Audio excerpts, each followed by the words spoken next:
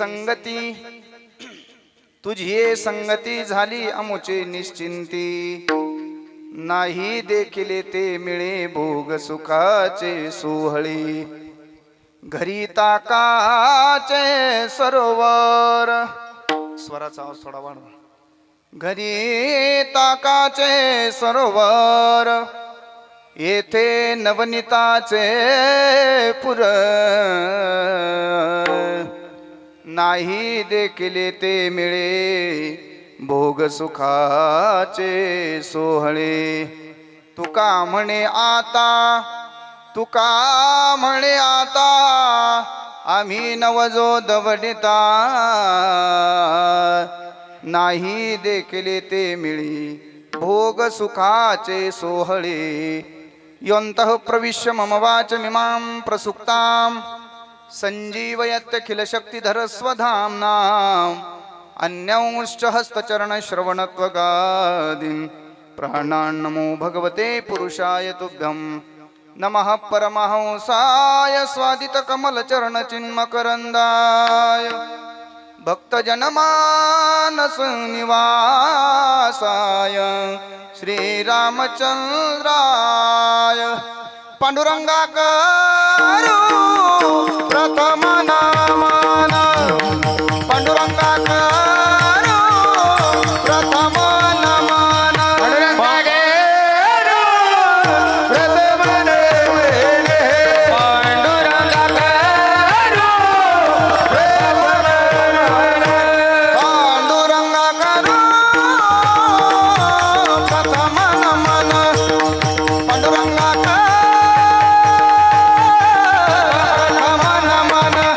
पांडुरंगा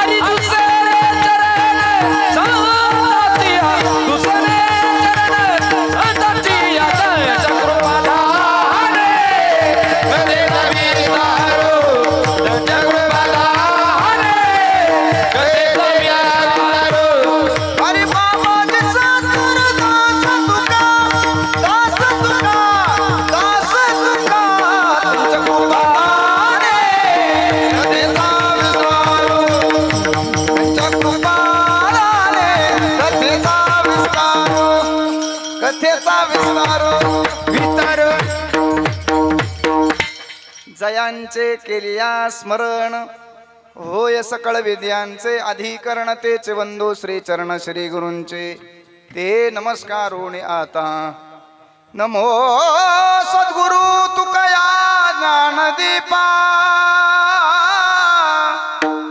नमो सद्गुरु सच्चिदानंद रूपा नमो सद्गुरु भक्त कल्याण मूर्ती नमो सद्गुरु भास्करा पूर्ण कीर्ती सेवे लागी सेवका झालो सेवे लागी सेवक झालो सेवे लागी सेवक झालो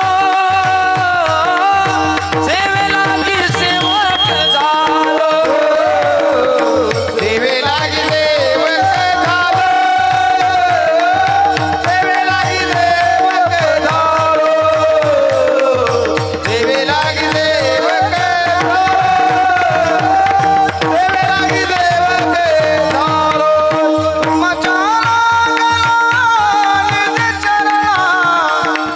तुमच्या लागलो निज चरणा अहो स्वामी गया अहो स्वामी तू गया देवा अहो स्वामी तू गया अहो स्वामी तुकाया देवा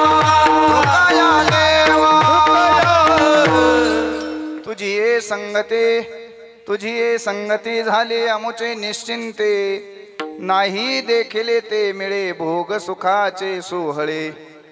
प्रस्तुत प्राप्त प्रसंगी भगवान परमात्म्याच्या चिंतन सेवेकरिता म्हणजे निरूपणाकरता निवडलेला जो अभंग आहे, आनंद कंद सच्चिदानंद घन परात्पर परब्रह्म पूर्ण प्रकाश भगवान पंढरीधीश पांडुरंगाचे एकनिष्ठ असणारे भक्त, सुखाचं सोलीव सुख आणि अध्यात्माचा गाभा, वारकरी संप्रदायाची तत्वप्रणाली सर्वसामान्यांच्या अंतःकरणामध्ये ज्यांनी नेऊन पोहोचवण्याची महान क्रांती केलेली आहे, असे असणारे वैराग्यराग रसिक श्रीमंत श्री शब्द प्रभू तुकोबाराया भगवान गोपाल कृष्णांच्या संगतीमध्ये ज्या गोपिकांना दिव्य आनंद मिळाला, दिव्य परमसुख मिळालं, त्याचं यथार्थ वर्णन महाराजांनी आजच्या अभंगात केलेलं आहे. विठ्ठल विठ्ठल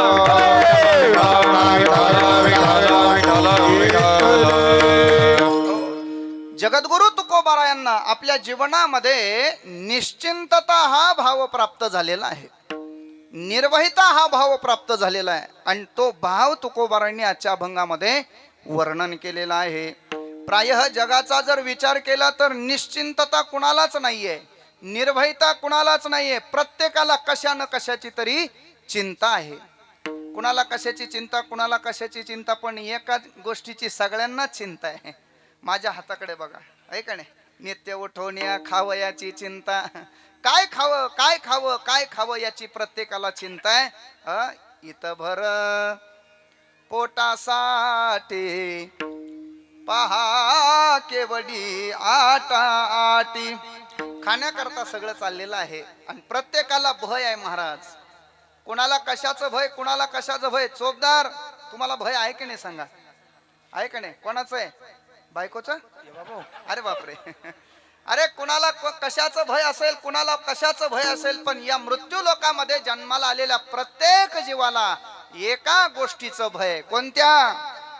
पाहे पा केवडा पसरला से चवडा, करोनिया माझी वडा आकारासी. भागवतामध्ये व्यास महर्षी वर्णन करतात, काल व्याल मुखग्रास त्रास निर्नाश हे तवे. प्रत्येकाला मरणाचे काय आहे? भय आहे, भीती आहे. ध्यानात ठेवा, त्या भीतीपासून आजपर्यंत कोणी राहिलेला नाही. पण मात्र त्या तुलनेत संतांचा जर विचार केला तर ते निर्भय झालेले आहेत, ते निश्चिंत झालेले आहेत. का निश्चिंत झाले याचं उत्तर आजच्या अभंगामध्ये आपल्याला मिळवायचं आहे. विठ्ठल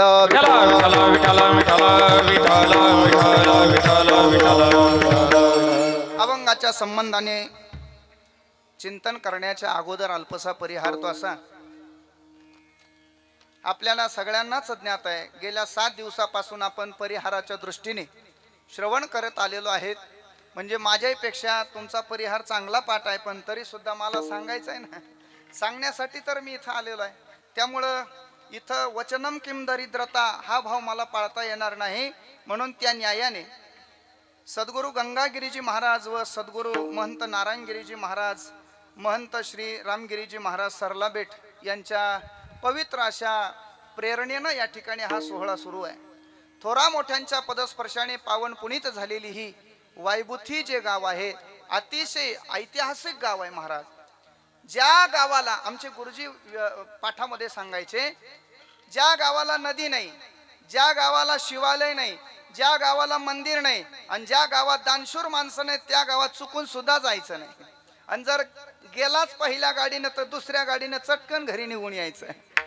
पण वायभूती गाव हे त्या अनुषंगाने जर पाहिलं तर संपन्न गाव आहे, ऐश्वर्य संपन्न गाव आहे. या गावाला नदी सुद्धा आहे, या गावाला शिवालय सुद्धा आहे आणि या गावात एवढा मोठा भव्य दिव्य अशा स्वरूपाचा देखणा जर सप्ताह आपण करू शकत असेल तर दानशूर माणसं सुद्धा या ठिकाणी आहेत.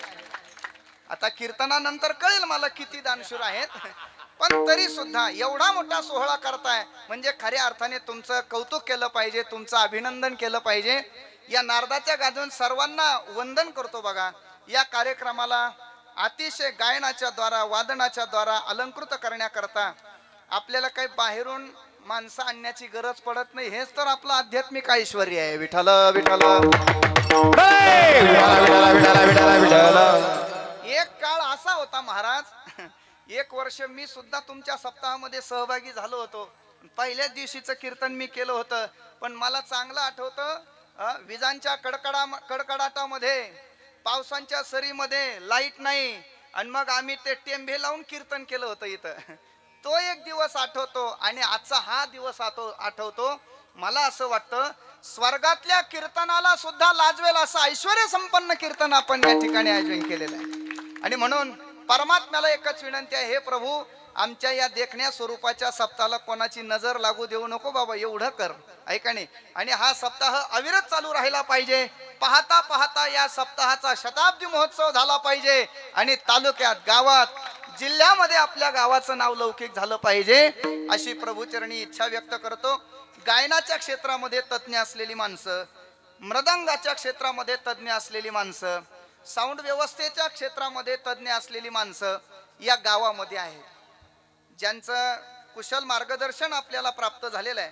आदरणीय हरिभक्त परायण आकाश महाराज गिडगे, आदरणीय हरिभक्त परायण वाल्मिक महाराज कवडे, आदरणीय हरिभक्त परायण नवनाथ महाराज उशीर, आदरणीय हरिभक्त परायण अक्षय महाराज गिडगे, आदरणीय हरिभक्त परायण सागर महाराज वाघ, असे दर्जेदार माणसं आपल्याला गावाला प्राप्त झाली आहेत, ऐका नाही. आदरणीय मृदंगाच्या क्षेत्रामध्ये चांगलं ज्यांचं नाव आहे, आदरणीय अंकुश महाराज या ठिकाणी आहेत. ही सगळी नवीन मुलं, नवीन फुलं याच्यामध्ये सहभागी झालेले आहेत. म्हणून या सप्ताहाला असं ऐश्वर्य प्राप्त झालंय बरं का. म्हणजे काय, खरं तर यांच्यापेक्षा मला जुन्या लोकांना धन्यवाद द्यावे वाटतायत. कसं काय, त्यांनी यांना मध्ये घुसायला वाव दिली म्हणून जरा बरं चाललंय, बरोबर आहे की नाही. म्हणजे त्यांच्याही काळात त्यांनी दर्जेदार कार्यक्रम केलेलीच आहे, पण तरी सुद्धा वातावरण बदललं, काळ बदलला, म्हणून त्यांनी सुद्धा थोडंसं बदलून घेतलं आणि त्यांनी थोडं मागं राहून या तरुणांना पुढे काढून दिलेलं आहे. म्हणून वायभूती गावामध्ये असलेल्या सगळ्या तरुणांच्या करता आपण टाळी वाजवून त्यांचं अभिनंदन करायचं आहे.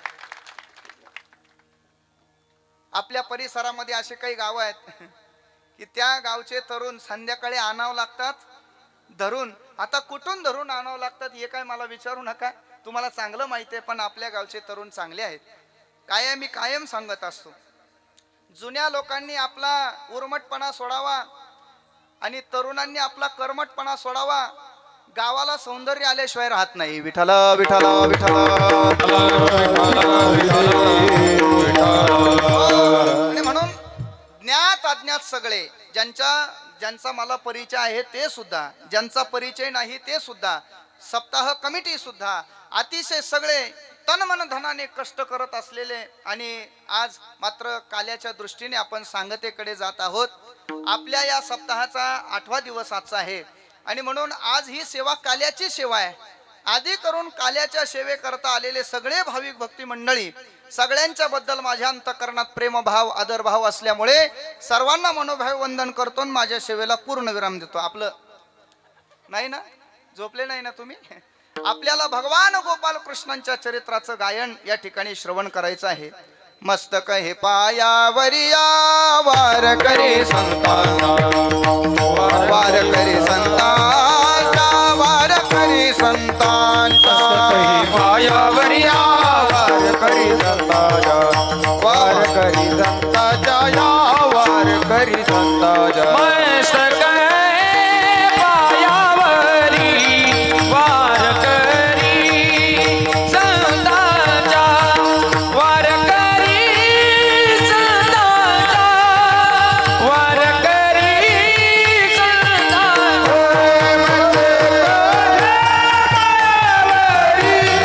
वार करी संतांचा, वार करी संतांचा, वार करी संतांचा. म्हणून पुन्हा एकदा या नारदाच्या गादून सर्वांना वंदन करतो. आज आहे काल्याचं कीर्तन आणि काल्याचं कीर्तन श्रवण करण्याकरता आपण सगळी मंडळी उपस्थित झालेला आहात. म्हणून पुन्हा एकदा आपल्या सगळ्यांचं अभिनंदन करतो. आपल्या जीवनामध्ये आपलं कर्म असं असलं पाहिजे दादांनो, आपली साधना अशी असली पाहिजे, आपलं काम असं असलं पाहिजे की कुणीतरी आपल्या गैरहजेरीमध्ये आपल्या कामाचं कौतुक केलं पाहिजे. कळतंय ना मी काय बोलतोय? आपलं काम असं असलं पाहिजे की आपल्या गैरहजेरीमध्ये आजूबाजूच्या लोकांनी आपल्या कामाचं काय केलं पाहिजे? कौतुक केलं पाहिजे. आपलं कर्तृत्व असं असलं पाहिजे की आपल्या कर्तृत्वाकडे पाहिल्यानंतर अनेकांनी आपल्या कर्तृत्वाचा काय घेतला पाहिजे, आदर्श घेतला पाहिजे. ध्यानात ठेवा, मानवी देहाला आल्यानंतर नुसतं जनावरासारखं जर आपण जगत असलो तर आपण मानव म्हणून जन्माला येऊन काही उपयोग नाही. विठ्ठल विठ्ठल ऐका, नुसतं जनावरासारखं भूक लागलं म्हणून जेवायचं आणि झोप लागली म्हणून झोपायचं तर त्याला किंमत नाही. पण आपलं सगळं रोज दैनंदिन जीवनात काय चालू आहे, हेच चालू आहे. खाया पिया सुख से सोया, नाहक जमाना खोया, कमल मुख राम भजन को दिया, कमल मुख राम भजन को दिया, कमल मुख राम भजन को दिया, कमल मुख राम भजन को दिया. हरि अविटहास का मानव देह, अविटहास का मानव देह, अल्लाह ने तुझे दिया, खाया पिया सुख से सोया, नाहक जमाना खोया, कमल मुख राम भजन को दिया, कमल मुख राम भजन को दिया, कमल मुख राम भजन को दिया. दिया. आपलं कर्तृत्व कसं असलं पाहिजे, तर इतरांना प्रेरणादायी आपलं कर्तृत्व असलं पाहिजे. म्हणून मानवी देहाला आल्यानंतर नका देव बनण्याचा प्रयत्न करू. ऐका दादानो, तुम्ही देव झालेच पाहिजे असं काही आग्रह नाहीये, तुम्ही साधू झाले पाहिजे असं काही आग्रह नाहीये, तुम्ही संत झाले पाहिजे असं काही तुम्हाला आग्रह नाहीये. पण कमीत कमी तुम्हाला हात जोडून विनंती आहे दादानो, मानव म्हणून जन्माला आलेलो आहे ना, तर असं कर्म करा, कमीत कमी आपल्याला इतर माणसं म्हटले पाहिजे की हा माणूस आहे. लक्षात येतंय की नाही, हा माणूस आहे. कमीत कमी माणूस बनण्याचा प्रयत्न करा, बस आपलं जीवन सार्थकी लागलं म्हणून समजा. विठ्ठल विठ्ठल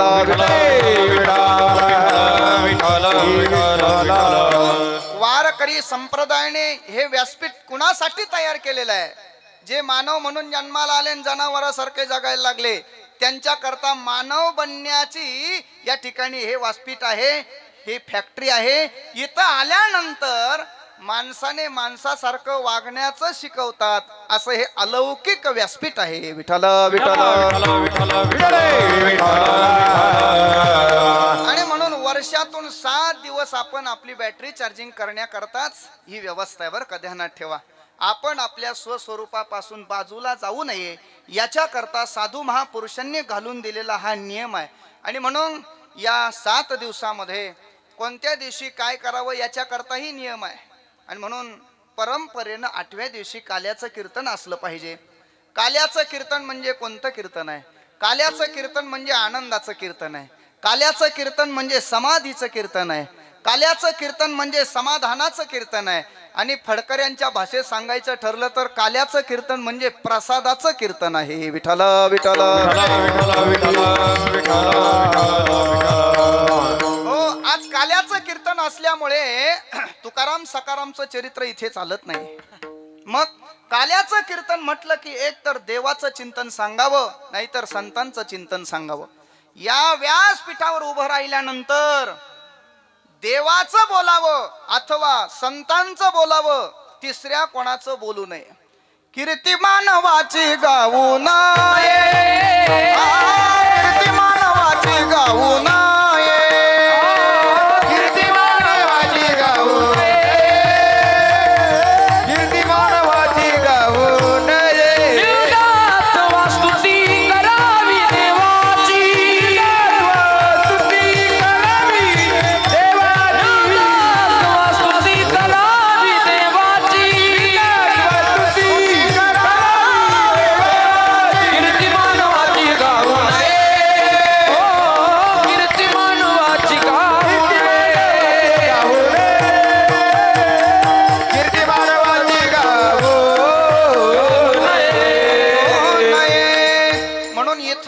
सर्व संतांचं वा देवाचं गाव वाणी अलंकृत बनण्याकरता, वाणी प्रासादिक बनण्याकरता देवाचं या ठिकाणी सांगावं, संतांचं या ठिकाणी सांगावं.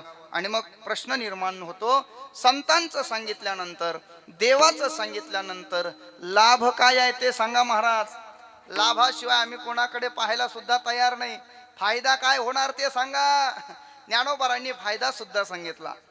जे मुक्ता ते निर्धारिता, लाभे आपुलीच मुक्तता, जैसे दीपे दिसे पाहता आपुलीच वस्तू.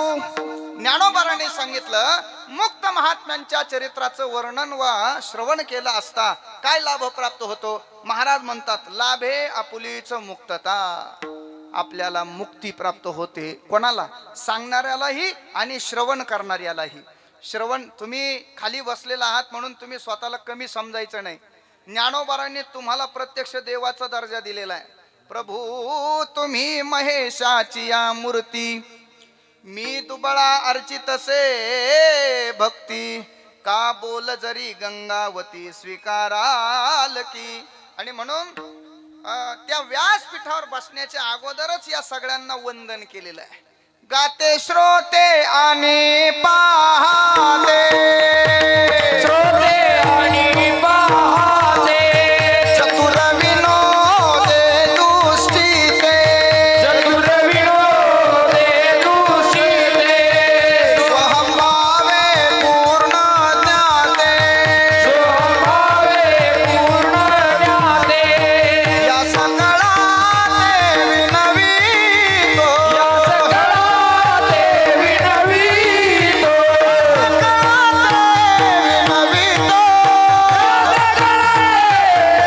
विनवितो. गाते श्रोते आणि पाहते, गाते श्रोते आणि पाहते, श्रोते आणि पाहते, गाते श्रोते आणि पाहते. कीर्तनाला आलेले सगळेच भाविक असतात असं काही समजू नका महाराज. कीर्तनाला आलेले कोणी गाते, कोणी श्रोते, कोणी नुसते टुळू टुळू पाहते. त्यांना काही कळत नाही महाराज काय बोलतात, काय चाल म्हणतात, काय ओवी बोलतात, काय संदर्भ करा. विचारलं त्यांना, मिया रोते क्यों है, बोले सुरती वैसी है, क्या करेंगे. ऐका नाही, नुसते टुळू टुळू पाहतात. त्यांना हसवण्याकरता काही प्रयत्न केला तर ते हसतही नाही. त्यांच्याकडे पाहिल्यानंतर असं वाटतं सगळ्या जगाचं युद्धाचं टेन्शन यालाच आलंय की काय, असा चेहरा केलेला असतो. काही रडण्याचा प्रसंग सांगितला तर त्यांच्या डोळ्यात पाणी सुद्धा येत नाही. आहे का नाही. म्हणजे असे हे पाहते. चतुर विनोदे दुष्टिते, कुणी चतुर असतात, कुणी विनोदी असतात, आणि कुणी दुष्टित स्वभावाचे असतात. कीर्तनाला आल्यानंतर रिकामं डोकं चालवायचं. मंडप केवढ्याचा असेल आणि केवढ्याला ठरवला असेल. आहे का नाही. सिस्टीमवाल्याने आत्ताच नवीन मशीन घेतलं, जमत का नाही त्याला. महाराज आज पावडर लावून आले का काय. महाराजाला फेटा स्वतः बांधला का कोणी बांधून दिला. आणि महत्वाचा प्रश्न, प्रत्येकाला महाराजाचं लग्न झालेलं आहे का नाही. त्याच्यामुळे आज घेऊनच आलो संग, काळजीच करायची नाही. आहे का नाही. कोणी विचारलं तर काय करायचं महाराज. आपण आलोय आपल्या उद्धाराकरता, आपण उद्धाराच्या संबंधाने चिंतन करावं. काय 12 भानगडी चिंतन करायचं नाही. पण चतुर विनोदे दुष्टिते, स्वहम भावे पूर्ण ज्ञाते, या सकळाते विनवितो. सगळ्यांना वंदन केलं ज्ञानोबारांनी. म्हणून तुम्ही स्वतःला कमी समजायचं नाही. विठ्ठल विठ्ठल विठ्ठल विठ्ठल विठ्ठल विठ्ठल विठ्ठल. आणि म्हणून आज काल्याचं कीर्तन असल्यामुळे भगवान गोपाल कृष्णांचं चरित्र आज आपल्याला श्रवण करायचं आहे. कोणत्या देवाचं चरित्र श्रवण करायचं. पाहिलं तर वारकरी संप्रदायामध्ये 10 अवताराची मान्यता आहे. पण भागवतामध्ये जर पाहिलं तर 24 अवतार मानलेले आहेत. पण प्रामुख्याने विचार जर केला तर देवाच्या अवताराच्या राशीच्या राशी आपल्याला काकड्यामध्ये पाहायला मिळतात. अवताराच्या राशी तो हा उभा विटेवारी,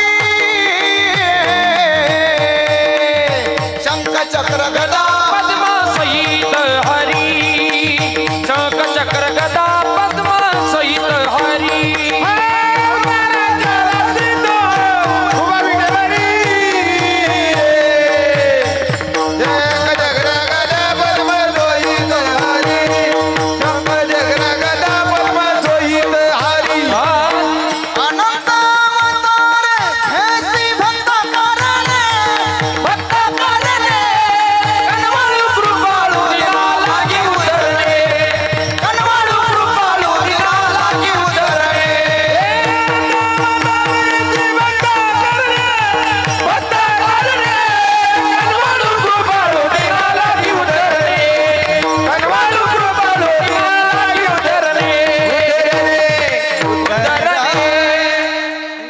काकड्यामध्ये असं वर्णन आलेलं आहे, अवताराच्या राशी तो हा उभा विटेवरी. अवताराच्या राशीच्या राशी आपल्याला पाहायला मिळतात.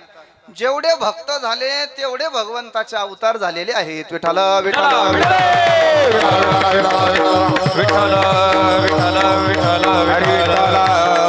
आणि तुलसीदास महाराज तर रामचरित्र मानसामध्ये वर्णन करतात, हरी अनंत हरी कथा अनंता. या जगाच्या पाठीवर हरीची कथा अनंत आहे. बसा महाराज, हरीचे अवतार अनंत आहेत आणि हरी सुद्धा व्यापकत्वाने जर पाहिला तर तो अनंत अशा पद्धतीचा आहे. विठ्ठल विठ्ठल विठ्ठल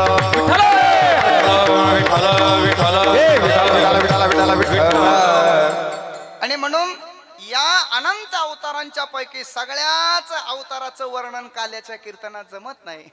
मग काल्याच्या कीर्तनामध्ये गर्ग संहितेमध्ये असं वर्णन आलेलं आहे, एक कार्यार्थमागत्यम कोटी कार्यम चकारकाः. एका कामा करता येतो आणि अनंत काम करून जातो अशा भगवान गोपाल कृष्णांचं म्हणजे परिपूर्णोत्तम साक्षात श्रीकृष्णो नान्य एवहि. परिपूर्णोत्तम अवतार जो भगवान परमात्माचा साक्षात आहे अशा भगवान गोपाल कृष्णांच्या चरित्राचा उच्चार काल्याच्या कीर्तनात. चरित्र ते उच्चारावे, चरित्र ते उच्चारावे, चरित्र ते उच्चारावे, चरित्र ते उच्चारावे. केले देवे गोकुळे, केले देवे गोकुळे, चरित्र ते उच्चारावे, चरित्र ते उच्चारावे. केले देवे गोकुळे, केले देवे गोकुळे, चरित्र ते उच्चारावे, चरित्र ते उच्चारावे. गोकुळामध्ये जे चरित्र केलेलं आहे त्या चरित्राचा उच्चार काल्याच्या कीर्तनात. आणखी तुमचं गाव असं ऐश्वर्य संपन्न कसं आहे बघा. महाराजांची तारीख म्हणजे अट्टहास करून सुद्धा मिळत नाही असे आदरणीय हरिभक्त परायण कीर्तन केसरी आपल्या नाशिक जिल्ह्याचं भूषण, गोड गळ्याचे धनी, स्वर सम्राट. किती पदव्या द्याव्या महाराज, कमीच पडतात असे ज्यांच्या कंठामध्ये प्रत्यक्ष सरस्वती वास करते असे आमचे परम मित्र श्रावणजी महाराज जगताप या ठिकाणी आलेले आहेत. त्यांच्या येण्याने आपल्या कार्यक्रमाला अधिक सौभाग्य प्राप्त झालं. त्यांचे जावई आहे का नाही, इथं सगळे जावई सासरेचे बुवा आहे का नाही? योगेश महाराज या ठिकाणी उपस्थित झालेले आहेत. आमचे सुजित महाराज उपस्थित झालेले आहेत. तिघांच्याही चरणी दंडोत प्रणाम आहे बरं का. विठ्ठल विठ्ठल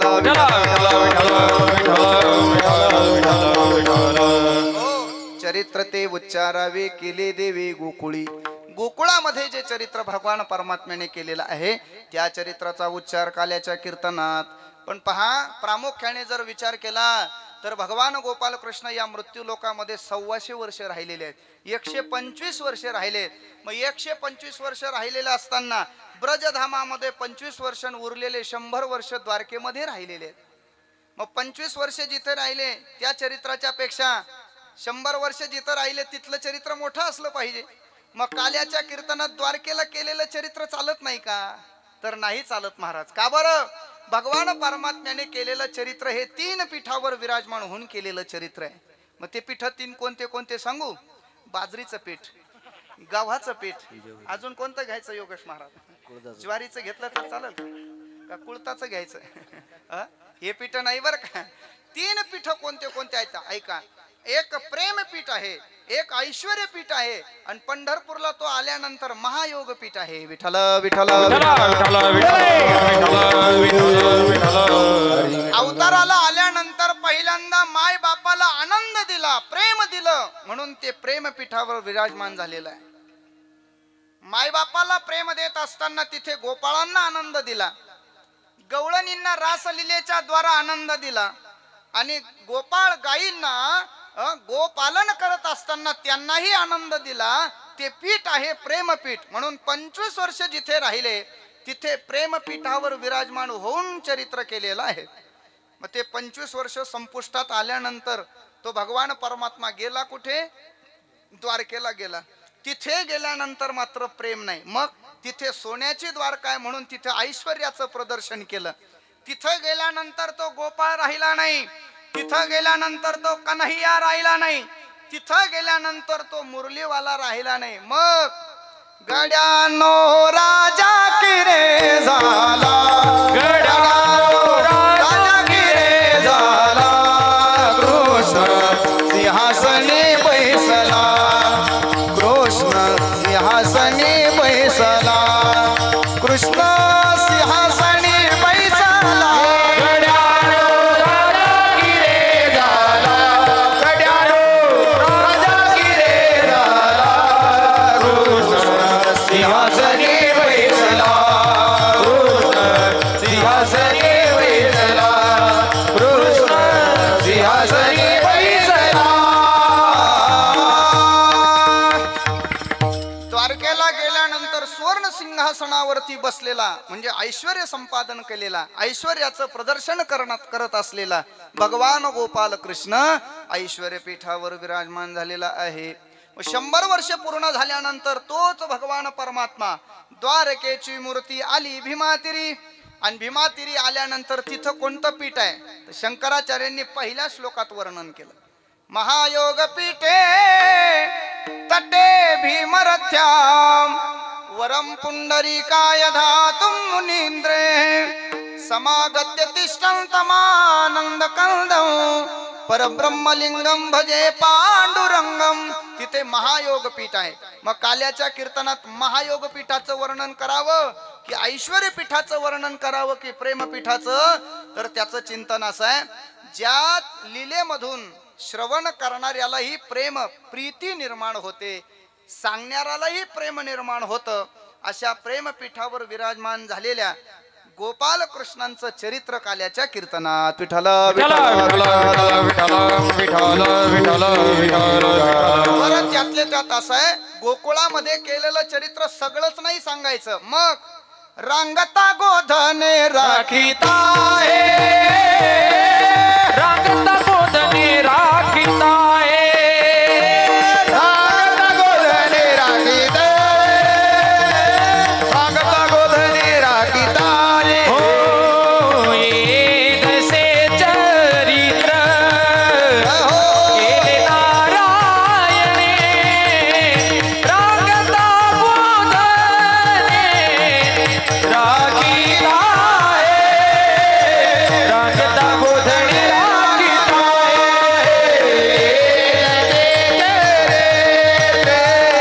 केले नारायणे रांगता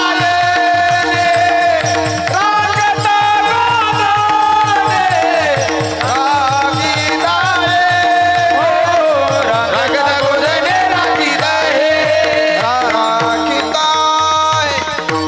रांगत असताना जे चरित्र केलेलं आहे आणि गोधने राखत असताना जे चरित्र केलेलं आहे तेच काल्याच्या कीर्तनात सांगायचं. आणि मग भगवान परमात्मा मथुरेमध्ये ज्या वेळेला कारागृहामध्ये अवतीर्ण झाला त्यावेळेला तो तिथे राहिला नाही. मग नंदाच्या घराला मजनी गोकुळाला असं विधान केलं. आणि मग वसुदेवाने पाठी घेऊन त्यांना गोकुळामध्ये नेऊन सोडलं. गोकुळामध्ये नेऊन सोडल्यानंतर काय प्रकार घडलाय का? तिथे गोकुळामध्ये असलेली जी चिंता आहे ती आपोआप नष्ट झाली. चिंता ते पळाली गोकुळा बाहेरी प्रवेश भितरी गेला देवे प्रवेश भितरी गेला देवे गोकुळा बाहेरी प्रवेश भितरी गेला देवे प्रवेश भितरी गेला देवे. नंदनंदन यशोदानंदनाने गोकुळामध्ये प्रवेश केल्यानंतर काय प्रकार घडलाय का? सर्वांनी लाल पोशाख धारण केलेला आहे. लाल कलर हा आनंदाचं प्रतीक असलेला कलर आहे. आणि म्हणून हा असाच कलर बर का, सर्व लाल झालेले आहेत, सर्व गोपिका लाल झालेल्या आहेत. आणि म्हणून का बरं झालेले आहेत, का आनंद व्यक्त करत आहेत, त्याचं कारण असं आहे, नंदनंदन यशोदानंदन श्री कृष्ण लाला त्या ठिकाणी प्रगट झालेला आहे. आणि म्हणून सर्व गोपिका हात जोडून म्हणतायत, लाली मेरी लाल को जित देखू तित लाल, लाली देखन मैं गई, मैं भी हो गई लाल, मैं भी हो गई लाल. लाल होणं म्हणजे आनंदाचं प्रतीक आहे. आनंद व्यक्त करू लागले, नाचू लागले, गाऊ लागले. आनंद व्यक्त करत असताना त्याने काय काय केलं ऐका. गुडिया तोरणे, गुडिया तोरणे, गुडिया तोरणे, गुडिया तोरणे, गुडिया गुडिया गुडिया गुडिया हरी करते कथा गाती गाणे, गाती कथा गाती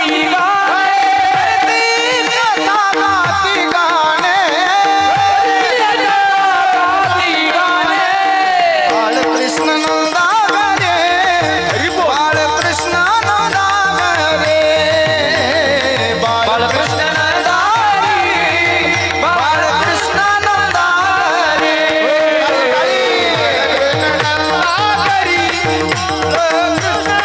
नंदावरे, बालकृष्ण नंदारी बालकृष्ण नंदारी घरी अलौकिक आनंद आणि उपभोगला.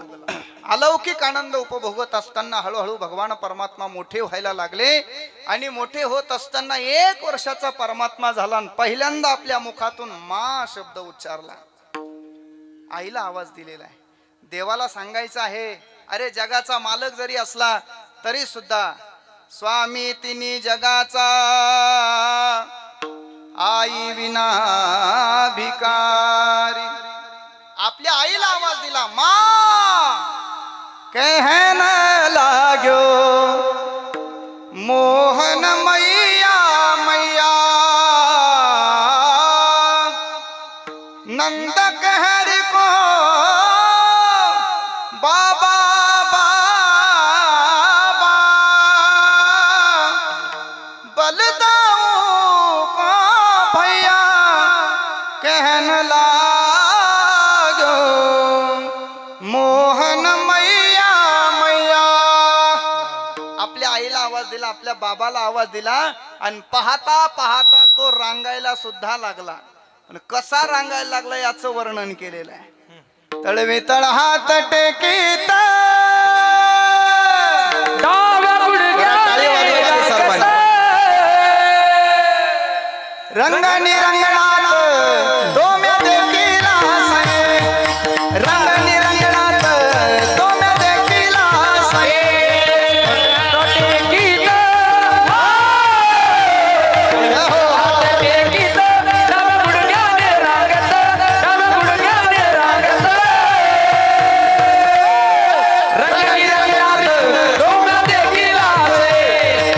टाळी वाजवा सर्वांनी पाठीमागच्यांनी. आणि रंगानी रंगणात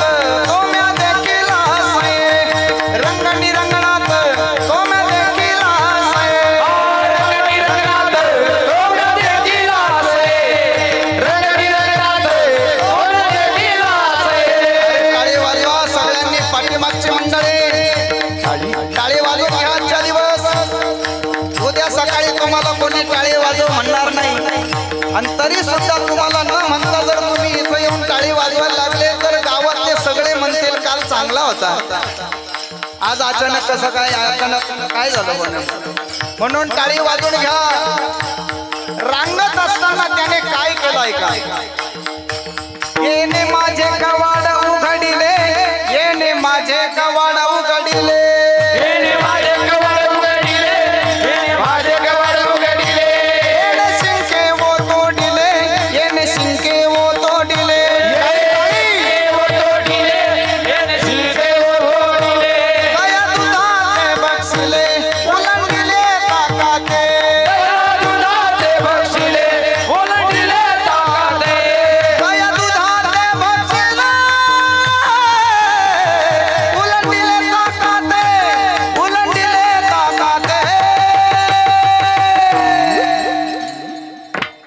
छान टाळी वाजली पाहिजे.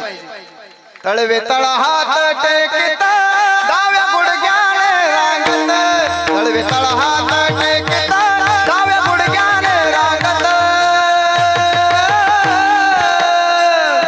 रंगणी रंगणी रंगणी रंगणी रंगणी रंगनाथ सोम्या देखील हसे, रंगणी रंगनाथ सोम्या देखील हसे, रंगणी रंगनाथ सोम्या देखील हसे, रंगणी रंगनाथ सोम्या देखील हसे, रंगणी रंगनाथ सोम्या देखील हसे, रंगणी रंगनाथ सोम्या देखील हसे. डाव्या गुडघ्याने रंगायला लागला. रंगत असताना कसा रंगायला लागला? डाव्या गुडघ्याने रंगायला लागला. त्या धरणी मातेला अभयदान देत असताना परमात्मा म्हणू लागले, काळजी करू नको, आता मी आलेलो आहे. आता जे डावे आहे ना त्यांचा काटा काढण्यासाठीच मी आलेलो आहे, म्हणून सावध व्हा डाव्यांनो. काळजी करू नका. देवाचं येणं डाव्यांचा काटा काढण्याकरताच असतो. विठ्ठल विठ्ठल विठ्ठल. आणि परिक्रमेला जायला निघालो ना महाराज, तर तिथल्या एका महापुरुषाने आम्हाला सांगितलं पहिला नियम परिक्रमा करत असताना काय करायचं? कायम उजव्या हाताने चालायचं. डाव्या हाताने गेला का चुकलाच. कायम उजव्या हाताने चालायचं. याचा अर्थ असा आहे, जीवन जगताना सुद्धा आपलं कर्म हे उजव्या हाताचंच असलं पाहिजे, डावं नसलं पाहिजे. हा त्यातला मोठा भाव आहे. विठ्ठल विठ्ठल हो. आणि डाव्या गुडघ्याने रांगत असताना रांगत रंगणी चोरीत लोणी धावणी धरती गवळणी रे. लोणी चोरायला लागला, गवळणींच्या नादाला लागायला लागला, गवळणींच्या वाटेला जाऊ लागला. आणि मग भगवान परमात्म्याच्या खोड्या सुरू झाल्यानंतर या सगळ्या खोड्या वर्णन करत असताना किती वर्णन कराव्या? महीपत्र सिंधू आटे. याच्या खोड्या किती सांगू? महीपत्र सिंधू आटे. काय खोड्या सांगायच्या महाराज? त्या भगवान परमात्म्याने खोड्या करत असताना अनेकांना आनंद देण्याचाच प्रयत्न केलेला आहे. विठ्ठल विठ्ठल भगवान परमात्मा चोरी करतायत, पण चोरी करण्याच्या मागे देवाचा फार मोठा अनेकांचा उद्देशाने परमात्म्याने चोरी करण्याचा विचार केलेला आहे. पहिलं कारण, पाठीमागच्या अवतारामध्ये ज्यांनी ज्यांनी आम्हाला सहकार्य केलेलं आहे त्यांच्या ऋणातून मुक्त होण्याकरता, त्यांना दही दूध तूप लोणी खाऊ घालण्याकरता परमात्म्याने चोरी केलेली आहे. दुसरं कारण, गोपिकांच्या घरी त्या निमित्ताने जाता यावं आणि त्यांना दर्शन देता यावं म्हणून परमात्म्याने चोरी केलेली आहे. आणि मग चोरी करत असताना सर्व गोपाळांना परमात्म्याने विधान सांगितलं, ऐका रे, तुम्हाला तुमचे उपकार मी फेडणारच आहे, तुम्हाला मी खायला देणारच आहे, पण त्यासाठी तुम्हाला काही नियम पाळावे लागणार आहे. म्हणले काय नियम पाळावे लागणार आहे? एक नियम तुम्हाला पाळावं लागणार आहे, याल तरी या रे लागे. माझ्या माग मागच यायचं, तुम्ही पुढं चालायचंच नाही. ऐका नाही, पुढं चालायला गेले का तुमचं संपलंच म्हणून समजा. ऐका नाही, पण आपलं फार अवघड आहे महाराज. आपल्याला 2 चाली यायला लागल्या का गुरुच्याही पुढं गुरगुर करायला पुढे चालतो आपण. ऐका नाही, 2 बोल जास्त यायला लागले, 2 ओव्या जास्त पाठ केले आपण का आपण त्याच्या सुद्धा मागे लागायला सुरुवात होतो. ध्यानात ठेवा. आणि म्हणून विनंती आहे तुम्हाला, परमात्म्याचं सांगणं आहे तुम्हाला, याल तरी या रे लागे अवघे माझ्या मागे मागे. आणि मग माझ्या मागे मागे जर तुम्ही राहिलात तर मग आज देतो पोट भरी पुरे म्हणाल तो वरी. आणि हे चालत असताना, माझ्या पाठीमागे चालत असताना धिंगाणा करायचा नाही. ऐका नाही, येड्यावानी करायचं नाही. मग कसं चालायचं त्याचं वर्णन महाराजांनी केलेलं आहे. हळू हळू चला, हळू हळू चला. हळूहळू चालायचं आहे ना. परवा काल्याच्या कीर्तनामध्ये असाच प्रसंग निर्माण झाला. आणि मग देवाने, मी सांगत होतो, देव म्हणत होते माझ्या पाठीमागे चला. आणि माझ्या पाठी चालत असताना कसं चालायचं तर हळूहळू चालायचं. एक तिकडून अर्ध्या हळकुंडाने पिवळा झालेला तो लगेच मोठ्याने गागून उठला, हळू हळू हळू चला. आता मला सांगा, हळूहळू चालायचं म्हणल्यावर असं म्हणून चालेल का? नाही ना महाराज, त्याला चाल सुद्धा तशीच लावावी लागेल. ऐका नाही, हळू हळू चला, हळू हळू चला, कोणी कोणाशी न बोला. हळूहळू चालायचंय, कुणी कुणाशी न बोला. आणि मग अशा पद्धतीने भगवान परमात्मा चोरी करायला लागले. विठ्ठल विठ्ठल चला विठ्ठल विठ्ठल विठ्ठल. चोरी करत असताना भगवान परमात्म्याने चोरी करताना काय केलं महाराज? प्रत्येक गवळणीच्या घरी जायचं आणि भगवान परमात्म्याने चोरी करायची. पण चोरी करत असताना सर्व गोपिकांना कळालं की हा नंदाचा कृष्ण आपल्या घरी चोरी करण्याकरता येऊ लागलेला आहे. म्हणून सगळ्या गारहाणे घेऊन जाऊ लागल्या. आणि गारहाणे घेऊन जात असताना तिसरी आली धावोनी आणि गबाय काय केली करणी, पतीची दाढी माझी वेणी, दोन्हीची गाठ देवोनी, गाठबाई कुणाशी सुटेना, यशोदे बाळ तुझा तान्हा, कोठावरी सोसुमी धिंगाणा. अशा अनेक खोड्या भगवान परमात्म्याच्या सगळ्या सांगायला लागल्या. श्रावण महाराज, मला असा प्रश्न पडतो, ज्या भगवान परमात्म्याच्या प्राप्ती करता त्या जानवेद गर्भीच्या श्रुती वृंदावनामध्ये अवतीर्ण झाल्या, त्या भगवान परमात्म्याच्या विरोधामध्ये नंद यशोदेच्या कडे गारहाणे घेऊन गोपिका जातीलच कशा, असा प्रश्न आहे. विठ्ठल विठ्ठल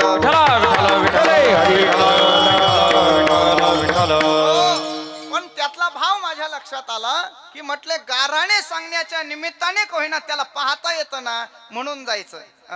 त्याला पाहता येण्याकरता काहीही करावं लागलं तरी हरकत नाही, म्हणून पाहण्याची चट त्यांना लागलेली आहे, म्हणून त्या गारहाणे घेऊन जातात.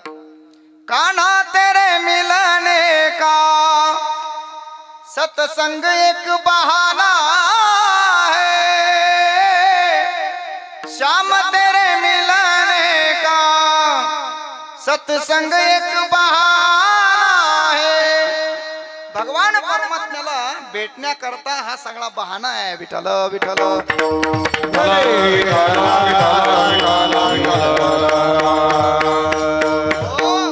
आणि म्हणून गारहाणे सांगत असताना एक गवळण समोर आली आणि ती म्हणली, ए यशोदे, काय सांगायचं तुझ्या कृष्णाच्या खोड्या? मी असता माझे घरी रात्र झाली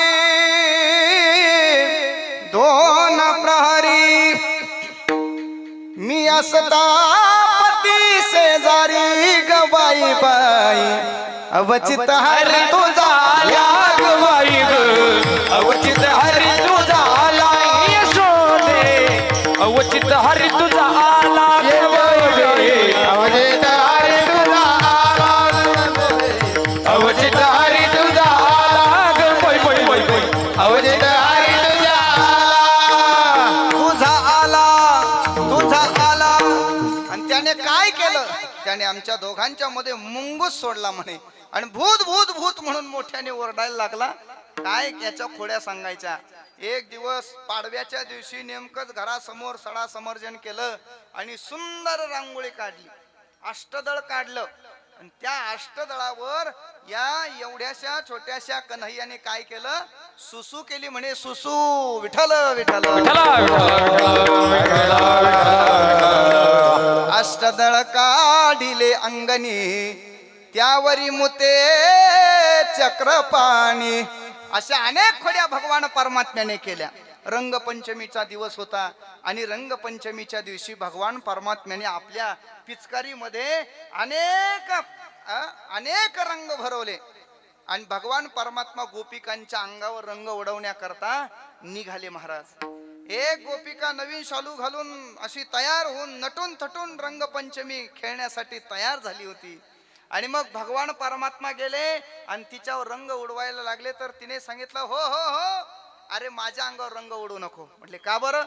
अरे बाबा, माझ्या अंगावर रंग उडू नको, कारण मी नवीन शालू घातलेला आहे, आजच घातलेला आहे, आणि आजच घालून जर तो रंग खराब जर झाला तर माझी सासू मला काय करील, जाच करील. म्हणून माझ्या अंगावर रंग उडू नको. भगवान परमात्मा म्हणले, तुला माहितीये का माझं काय नाव आहे? माझं नाव आहे श्रीरंग. आणि श्रीरंगाच्या समोर आलेला भक्त तो रंगणार नाही असं कधीच होणार नाही. म्हणून तुला मी रंग उडवल्याशिवाय, रंग लावल्याशिवाय राहणार नाही. तर ती भगवान परमात्म्याला हात जोडून म्हणायला लागली, हे प्रभू काय करावे, काय करावे, काय करावे, काय करावे हरी राम. शालू माझा रंगाने भिजला, शालू माझा रंगाने भिजला, शालू माझा रंगाने भिजला, चालू माझा रंगाने भिजला, चालू माझा रंगाने भिजला, चालू माझा रंगाने भिजला हे. काय करावे, काय करावे, काय करावे हरीला. शालू माझा रंगाने भिजला, शालू माझा रंगाने भिजला, शालू माझा रंगाने भिजला. काय करावे, काय करावे, काय करावे हरीला. चालू माझा रंगाने भिजला, चालू माझा रंगाने भिजला, चालू माझा रंगाने भिजला. भगवान परमात्म्याला ती म्हणू लागली, माझा शालू रंगाने भिजलाय प्रभू, आणि म्हणून माझ्या अंगावर रंग उडू नका देवा. मी नवीन शालू घातलेला आहे. देव म्हणले, अजिबात चालणार नाही. नवा घातला असो किंवा जुना घातला असो, पण आज रंगपंचमी असल्यामुळे मी उडवल्याशिवाय राहणार नाही. ती म्हणली, देवा आजच मी हा नवा काढिला, आजच मी हा नवा काढिला, आजच मी हा नवा काढिला.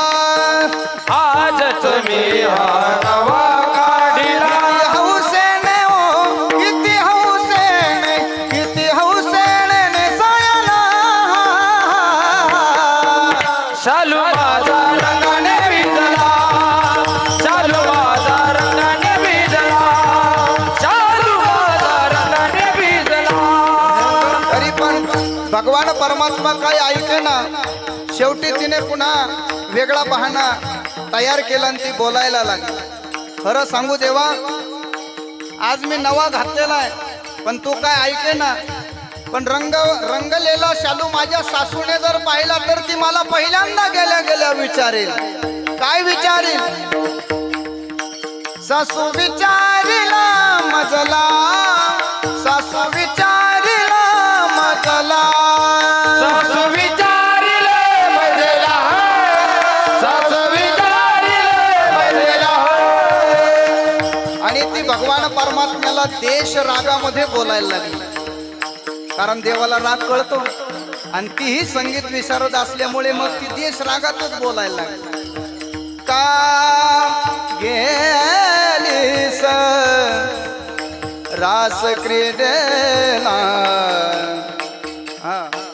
रास क्रीडेला, का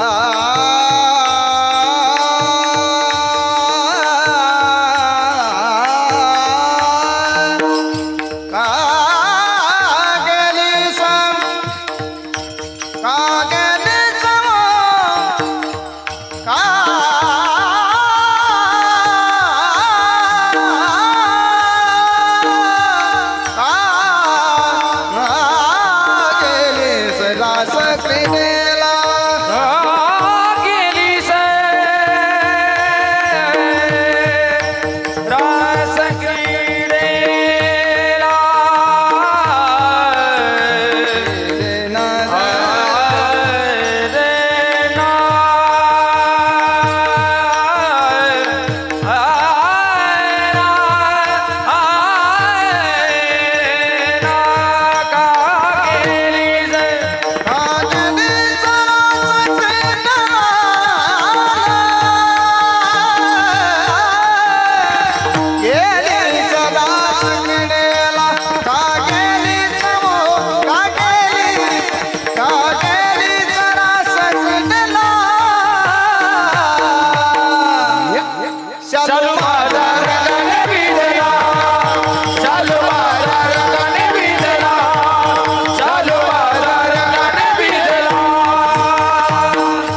सुद्धा भगवान परमात्मा काय ऐके ना, देश रागात गाऊन सांगितलं तरी सुद्धा देवाला तो राग कळेना. शेवटी तिने हात जोडले आणि उत्तर रागामध्ये तिने भगवान परमात्म्याला याचना केली आणि परमात्म्याला ती म्हणायला लागली, हे देवा, हे प्रभू, ऐका देवा माझी विनंती. आता किती छानसी भक्ताला, आता किती छानसी भक्ताला, आता किती जळसी भक्ताला, आता किती जळसी भक्ताला. हे श्यामा नामाचा दातारा,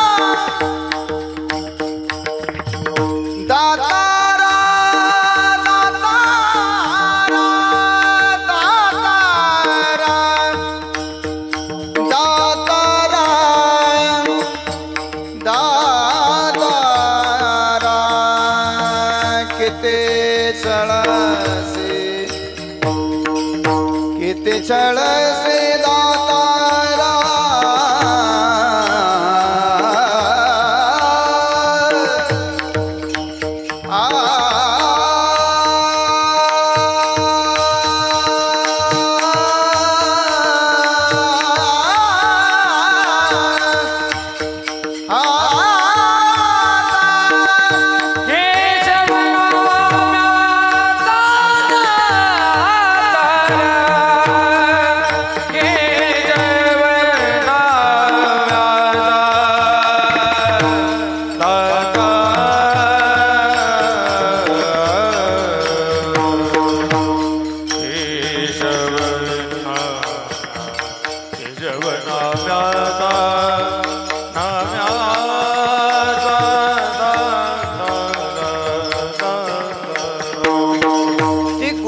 भगवान परमात्म्याला याचना करू लागली. महाराज विवळ झाली आणि ती म्हणायला लागली, हे देवा, आता किती छळसे,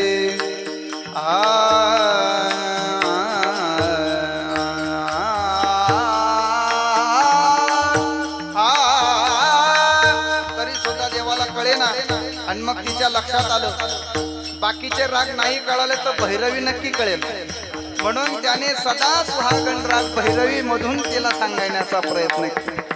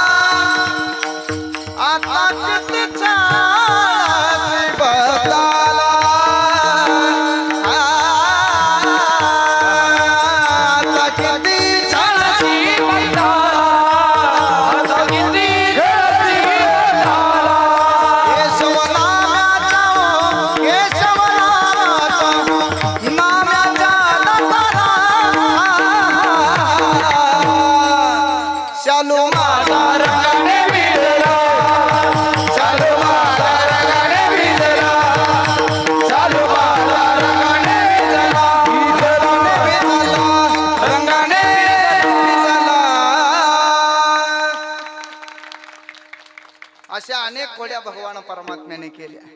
पण पहा, त्या खोड्या करत असताना त्या गोपी भावाला प्राप्त झालेले जगद्गुरु तुकोबाराही त्यांच्यामध्ये आहे.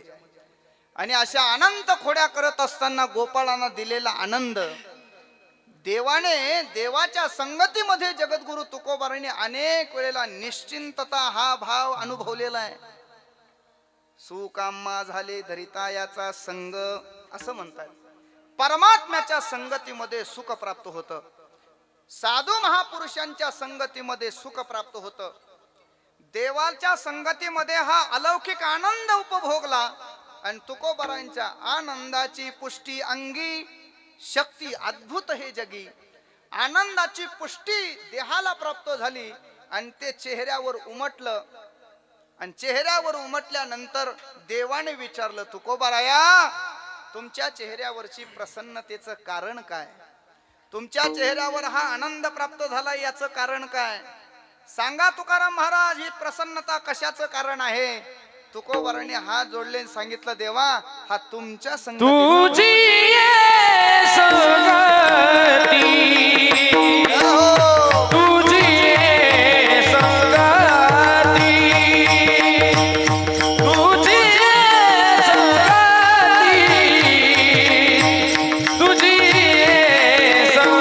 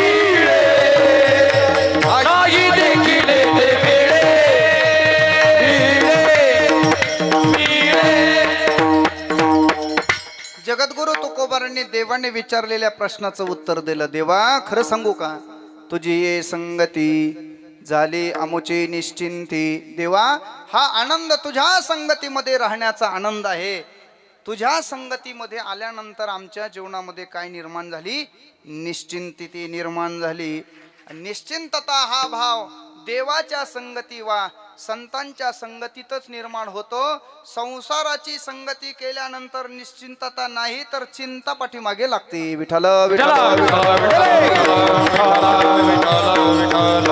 अनेक वेळेला तुकोबारांना हा भाव प्रगट झालेला आहे हा भाव अनुभवायला मिळालेला आहे निश्चिंतता हा भाव जगद्गुरु तुकोबारा अवताराला येत असताना सुद्धा देवा मी अवतार घेतो पण अवतार घेत असताना मला शेवटच्या काळामध्ये माझं अवतार कार्य संपलं की तुम्ही न्यायला आले पाहिजे तर मी अवतार घेतो अन्यथा घेत नाही देवाने वचन दिलं काळजी करू नका तुमचं अवतार कार्य पूर्ण झाल्यानंतर मी तुम्हाला नेण्याकरता येईल क्रमाने जगद्गुरु तुकोबारायांचं अवतार कार्य पूर्णत्वात आलं आल्यानंतर तुकोबारा वाट पाहू लागले देवाची वाट पाहू लागले ओ काही ऐशी दशा येईल माझे अंगा चित्त पांडुरंगा झुरतसो जगद्गुरु तुकोबारा देवाची वाट पाहत असताना अनेकांच्या करवी जगद्गुरु तुकोबारा देवाला पत्र देतायत निरोप देतायत महाराज तुम्ही सनकादिक संत म्हणविता कृपावंत हे संतगण हो तुम्ही माझे जीवलग आहात तुम्ही माझे कल्याणकारी आहात तुम्ही कृपावंत आहात आणि म्हणून माझी विनंती आहे एवढा करा उपकार सांगा देवा नमस्कार भाकावी करुणा विनवा पंढरीचा राणा तुका म्हणे मजा आठवा मूळ लवकरी पाठवा हे प्रभू मला मूळ तुम्ही लवकर पाठवावं पण देव काय येईना म्हणून काळजी करू लागले येणाऱ्या जाणाऱ्याला विचारू लागले पुसावेची हेची वाटे पुसावेची हेची वाटे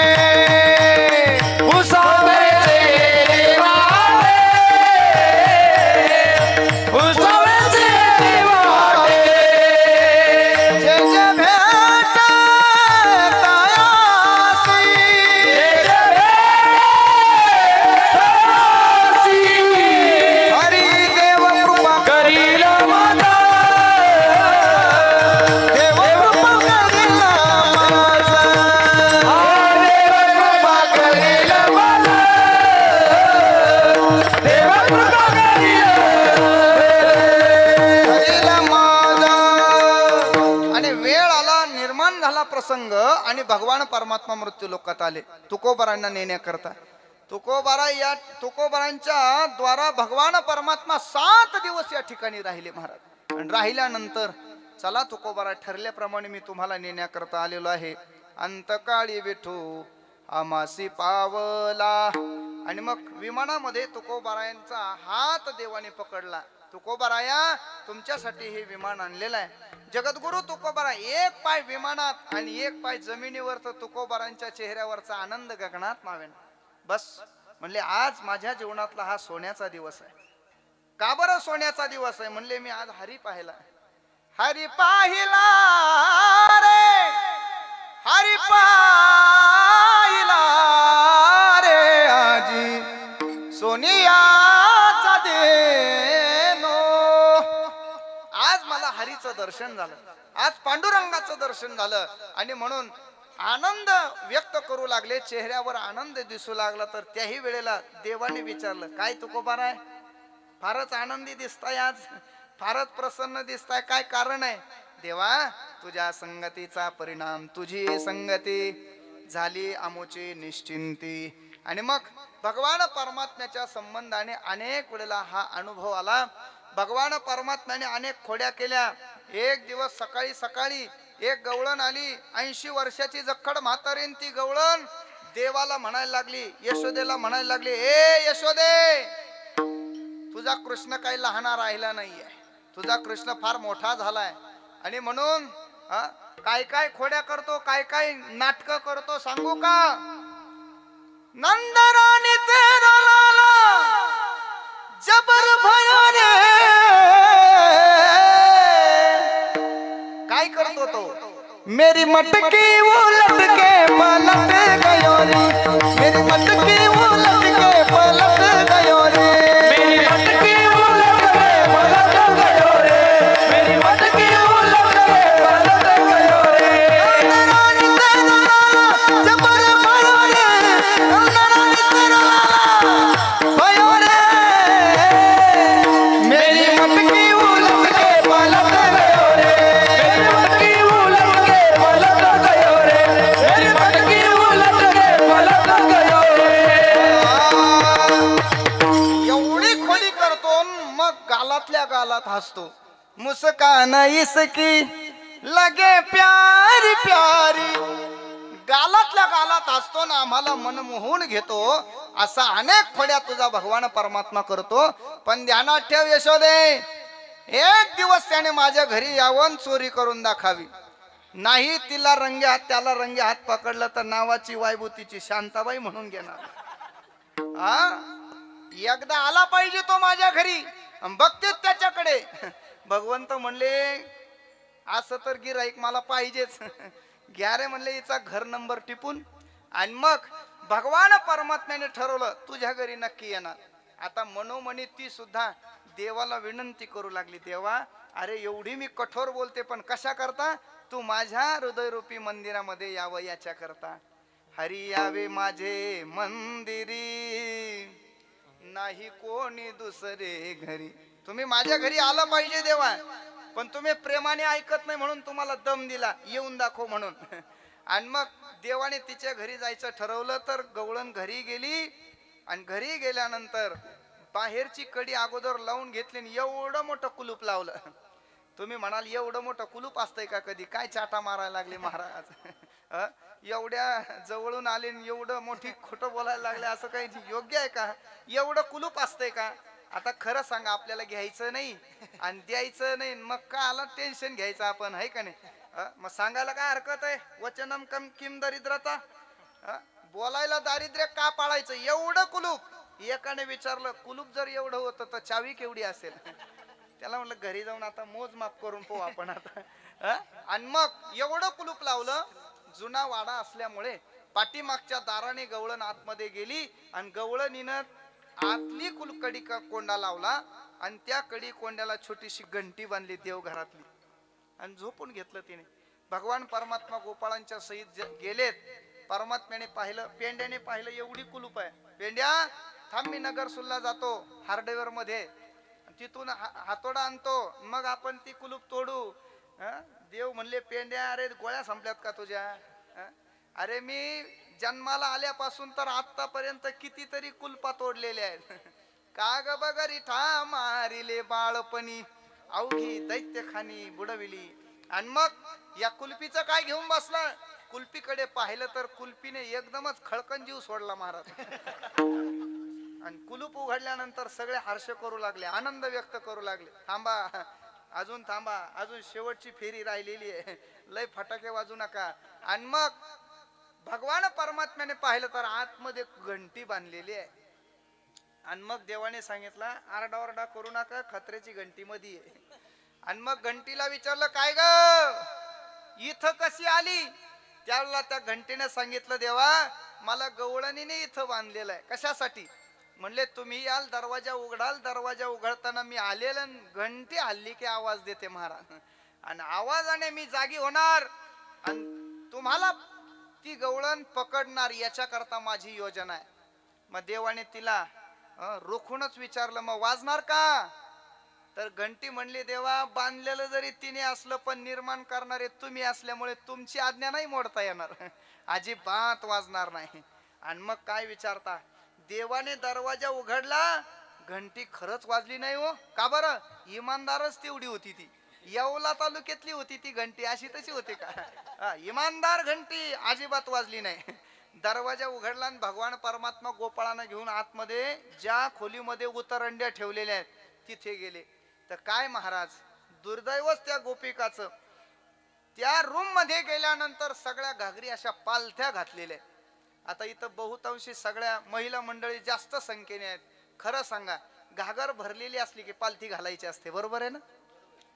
आमच्याकडे तसंच आहे बघा, भरलेली असली की पालथी घालायची ना. अहो काहीतरी सांगा ना, हा नाही काहीतरी म्हणा. भरलेली असली का पालथी घालायची असते का? मग पालथी केव्हा घालतात? रिकामी असल्यावर, बरोबर आहे की नाही? आमच्याकडे तसंच आहे, उगाचच म्हटलो. गागर रिकामी असली की पालथी घालायची. हा पालथी असली की समजायचं ही रिकाम आहे. विठ्ठल विठ्ठल चांगलं भजन चालू असताना भजनात मध्ये येऊन नाच केला का समजायचं पालथच आहे का नाही? चांगल्या सप्त्यात येऊन मध्ये पाय घालून सप्ताह मध्येच बंद पाडला का समजायचं पालथ्या जातीच आहे. ध्यानात ठेवा रिकाम आहे. देवाच्या लक्षात आलं अरे अरे हे रिकाम आहे, चला माघारी, म्हणून माघारी फिरले. पण जाता जाता मागे वळून पाहिलं तर शिंके लांबीले दुरी, अशी वरती शिंक्यावर घागर पाहिली आणि देव म्हणले थांबा थांबा, ज्या अर्थी शिंक्यावर काहीतरी ठेवलेले त्या अर्थी त्याच्यात काहीतरी विशेष असलं पाहिजे. आणि मग हात वर करून पाहिला तर हात पुरेना, म्हणून हो तो तिघाचे मी वरी मनोरा तयार केला. तिघांच्या वर भगवान परमात्मा उभे राहिले. आणि मग उभे राहिल्यानंतर घागरेमध्ये हात घालायचा आणि गोपाळांना द्यायचा. पण त्या अगोदर विधान सांगितलं, ऐका रे गोपाळांनो, तुम्ही वारे दोही कडे मुख पसरोनी गडे, तुम्ही करून माझ्या पाठीमागे उभं राहायचं. आणि मग इकडे तिकडे अजिबात कुठे उभं राहू नका. मग वाहतीच्या धारा वारे दोहीच्या कोपरा. आणि मग असं विधान केलं, सगळ्यांना इच्छित स्थळावरती उभं केलं. आणि भगवान परमात्म्याने घागरीतला सगळं सार तत्व जे आहे ते गोपाळांना खाऊ घातलं. गोपाळांना खाऊ घालत असताना सगळे गोपाळ आनंदित झाले. तुकाराम महाराजही होते. तुकाराम महाराज सुद्धा प्रसन्न झाले. आणि प्रसन्न झाल्यानंतर कारण विचारलं देवाने, काय तुकोबारा एवढा आनंद कशाचा आहे? देवाने विचारल्यानंतर तुकोबाराने सांगितलं, देवा तुझ्या संगतीमध्ये जे आम्हाला मिळू लागलेलं आहे ते घरी आम्हाला मिळत नाही, आणि म्हणून त्याचा परिणाम आमच्या चेहऱ्यावर असलेला आनंद आहे. नाही देखिले ते मिळे भोग सुखाचे सोहळे, तुझ्या संगतीमध्ये नाही आम्ही पाहिलेलं, नाही आम्ही आठवलेलं ते मिळतं. आणि म्हणून भगवान परमात्म्याने सर्वांना दिलं. सगळे आनंदित झाले, सगळे प्रसन्न झाले. आणि परमात्म्याला सगळे गोपाळ म्हणू लागले, देवा आता आम्हाला भरपूर झालंय, आता तू स्वतःसाठी खाल्लं पाहिजे. देवाने स्वतः करता हात घातला घागरीत तर काही शिल्लक नाहीये. रिकामा हात देवाने बाहेर काढला. देव त्याला म्हणतात जो देताना पात्र अपात्राचा विचार न करता देतो, त्याचं औदार्य वेगळं औदार्य आहे महाराज, विशेष औदार्य आहे. तुझे औदार्य जाणो स्वतंत्र, देताना मनसी पात्रा पात्र, ऐश्वर्य संपन्न भगवान परमात्मा जगाला दान करत असताना मुक्त हस्ताने दान करतो आणि मग रिकामा हात देवाने बाहेर काढला. दोन्ही बोटाच्या सांधेमध्ये चिकटलेला छोटासा लोण्याचा गोळा देवाने असा हातामध्ये घेतला आणि भगवान परमात्मा तो गोळा खाणार, ग्रहण करणार. तेवढ्यात होऊ नये ते झालं. काय झालं? जी घंटी वाजणार नाही म्हणत होती तिने खळखळ वाजायला सुरुवात केली. महाराज टन टन टन टन टन टन टन टन वाजायला लागली. वाजायला लागल्यानंतर आवाज झाला, गवळण जागी झाली. आता ती काय पूजेचं ताट घेऊन बसली होती काय? अशी मोठी काठी घेऊनच बसली होती. आणि आला तर बघतेच म्हणे आता त्याच्याकडे. हातामध्ये काठी घेतली आणि धावायलाच लागली. पायातले पैंजण ऐकायला आले गोपाळांना, तर गोपाळांनी मनोरा तोडला आणि ज्या कोपऱ्यात अंधार आहे तिथं जाऊन सगळे गोपाळ लपून बसले. पण शिंक्याला मात्र कृष्ण लटकला ना. गवळण धावतच आली, पाय पकडला, उतर खाली. अरे बाबा, आम्ही तुझ्या आईकडे गाराणे घेऊन जायचो तर तुझी आई मान्य कधी करत नसायची. आणि खरं सांगू दादानो, आपल्या लेकराचे गारहाणे स्वीकारत नाही तीच खरी आई असते. विठ्ठल विठ्ठल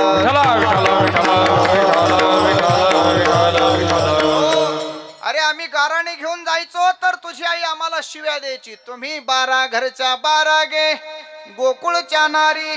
उलट माझ्या तुझ्या लेकराचं तुझी आई तुझं कौतुक करायची आणि मग म्हणायची, काय म्हणायची? माझं लेकरू तसं नाहीये. माझे आचुडे बचुडे ठकुडे राधे रुपणे. माझे आचुडे बचुडे ठकुडे राधे रुपणे. माझे आचुडे बचुडे ठकुडे राधे रुपणे. माझे आचुडे बचुडे ठकुडे राधे रुपणे. पाघरू घालिता हो, पाघरू घालिता कुटडे. माझे आचुडे बचुडे ठकुडे राधे रुपणे. माझे आचुडे बचुडे ठकुडे राधे रुपणे. लेकरू कसंही असू द्या महाराज, त्या आईला तिला राजा वाटत असतो. हरी माझा गे सावळा पायी पैंजण वैजयंती माळ गळा.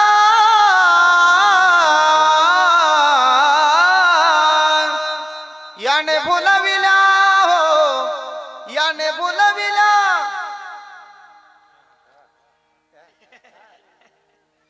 गोपी बाळा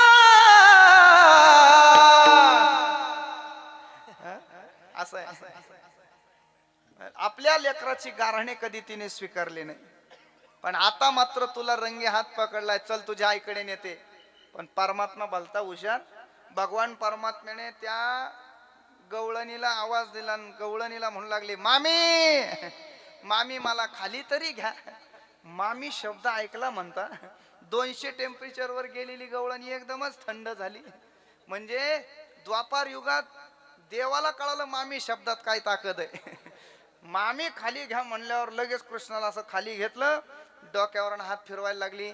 काय जावय बापू तुम्ही, एक मिस कॉल दिला असता मामीला, मला लोण्याची घागर पाठवा म्हणून, तर 2-3 घागरी पाठवल्या असत्या. एवढी धावपळ करायची काय गरज होती? थांबा मामी, माझा उमेदवार फुटलाय.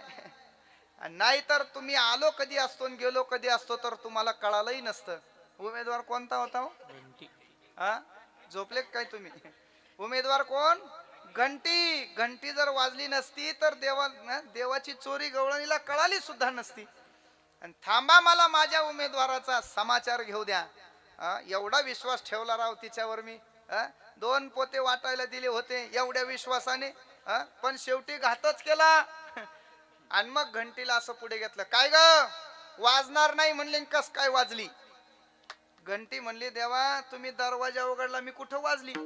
अगं तेव्हा नाही वाजली, पण नेमकच वेळेला काशी केली ना तू. का बरं वाजली सांग? त्यावेळेला घंटीने दिलेलं उत्तर फार गोड आहे बरं का.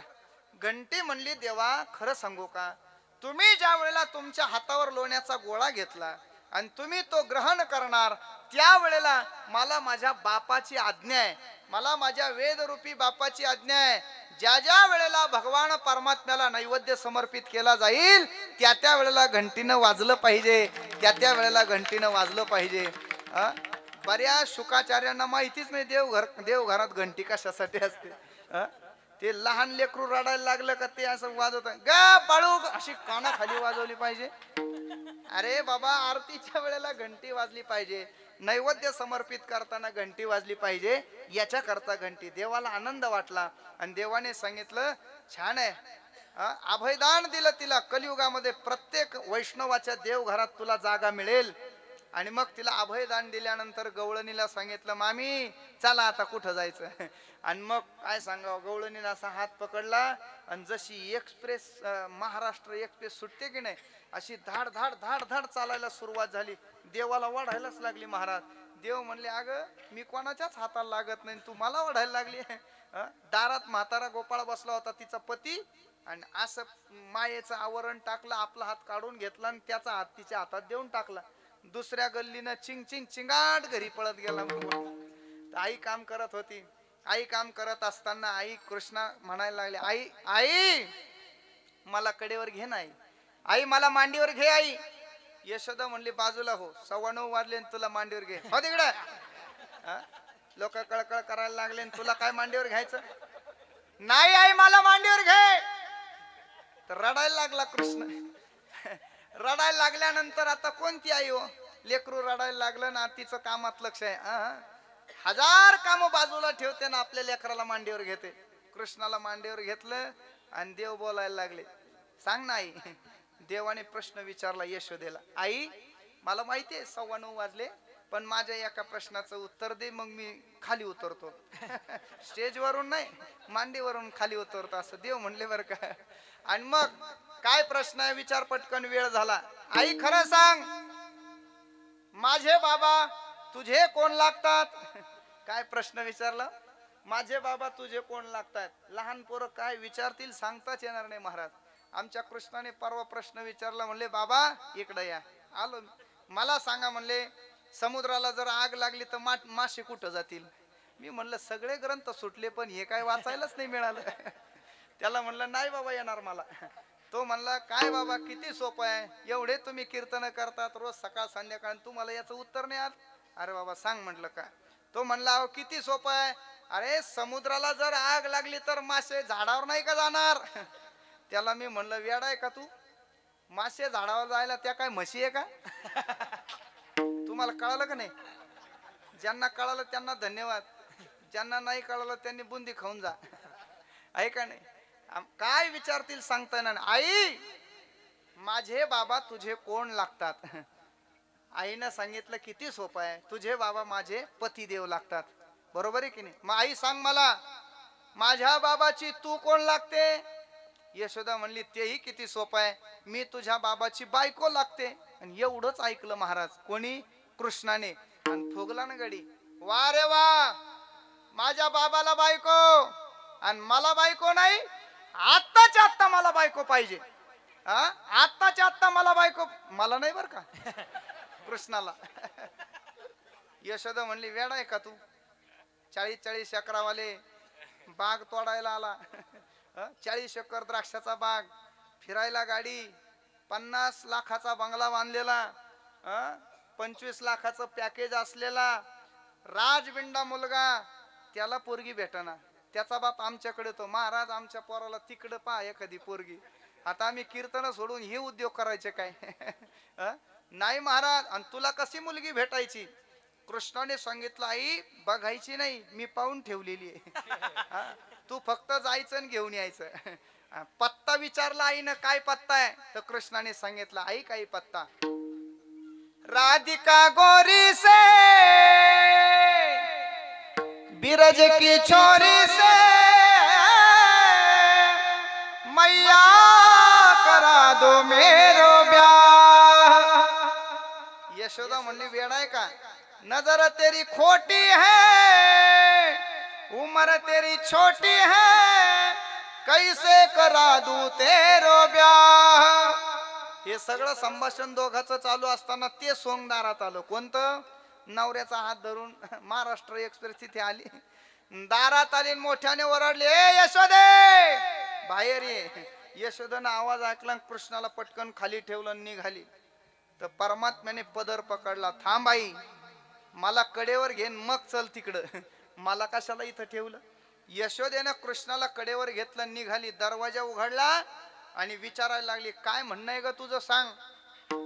आपलं म्हणणं यशोदेला सांगण्यासाठी त्या गवळणीनं असं वरती पाहिलं तिच्याकडे, तर कृष्ण तिच्या कडेवर दिसला. कोणाच्या? यशोदेच्या कडेवर. आणि गवळण टेन्शन मध्येच आली महाराज. ती म्हणली, बापरे, माझं म्हणणं तर हिच्या कडेवर आहे हा, आणि कृष्ण जर हिच्या कडेवर आहे, आपल्या हातात कोणाचा हात आहे. मागं वळून पाहिलं तर पिंट्याचा पप्पा निघाला महाराज. आणि त्याला विचारले, का हो, केव्हापासून? तो म्हणला, घरापासून मीच आहे, पण तू मागच वळून पाहि ना, काय करणार मी. सगळे सूत्र तुझ्या हातात घेऊन टाकले तू, काय करणार मी. आणि मग भगवान परमात्म्याकडे लज्जास्पद पाहायला लागली, खाली मान घातली, लाजली गोपिका. आणि गोपिका लाजल्यावर पण परमात्मा भलता हुशार. परमात्म्याने अशीच पाहत होती खाली ती स्वाबदारावाणी. आणि भगवान परमात्म्याने थोडा हात लांबून असा असा असा हात लावला, असं वर वर केलं, असं असं हात लावून असं वर केलं. आणि देव असे तिच्याकडे पाहून म्हणायला लागले, कसं काय, आपल्या नादाला लागायचं नाही, आपण कोणाला सापडत नाही. तिच्या लक्षात आला, हा देव आहे, हा दुसरा तिसरा कोणी नसून प्रत्यक्ष देव आहे. म्हणून तिने हात जोडले आणि ती म्हणायला लागली, हा ब्रह्मविधीचा जनिता, याला कोणी धरू पाहता, हा कैसा येईल हाता गे गोकुळच्या नारी. अशा अनंत खोड्या परमात्म्याने केल्या. एक दिवस परमात्म्याने खोडी केली, काय, आपल्याच घरी खोडी केली. यशोदा रडायला लागली. यशोदे नयनी आले पाणी, कृष्णा खोड्या दे टाकोनी. अरे, मी तुला चांगलं म्हणत होते, पण आज माझ्या लक्षात आलं, ऐसा पुराण प्रसिद्ध चोर, केशव नामयाचा दातार. आज माझ्या लक्षात आलं, तू पुराण प्रसिद्ध चोर आहे. म्हणून ऐक रे कृष्णा, उद्या जाई राणा, सवे घेवोनी गोधना. आणि मग परमात्म्याने हात जोडले, आईचं ऐकलं आणि आईला म्हणायला लागले, बरं झालंय, पुढेही बहुत करणे आहे. आणि मग सगळ्या गोपाळांना एकत्रित केलं. एकत्रित केल्यानंतर सगळ्यांना विधान केलं, ऐका रे, तुम्ही गाया घेऊनी सारे गोपाळ रानात या. आणि मग उद्या आपल्याला गायी चारण्याकरता जायचंय. सगळे गोपाळ तयार झाले आणि गायी चारण्याकरता निघाले. जात असताना ते कसे गेले ऐका. गोधने गोधने गोधने गोधने गोधने, चारावया जातो शारंग पाणी, चारावया जातो शारंग पाणी. तिथे गेल्यानंतर त्याने काय केलंय का, विटो दांडू चेंडू लगोरी नाना परी, दांडू चेंडू लगोरी नाना परी, विटू दांडू चेंडू लगोरी नाना परी, दांडू चेंडू लगोरी नाना परी. खेळ मांडियेला, खेळ मांडियेला, खेळ मांडियेला, खेळ मांडियेला, खेळ मांडियेला, खेळ मांडियेला, खेळ मांडियेला, खेळ मांडियेला.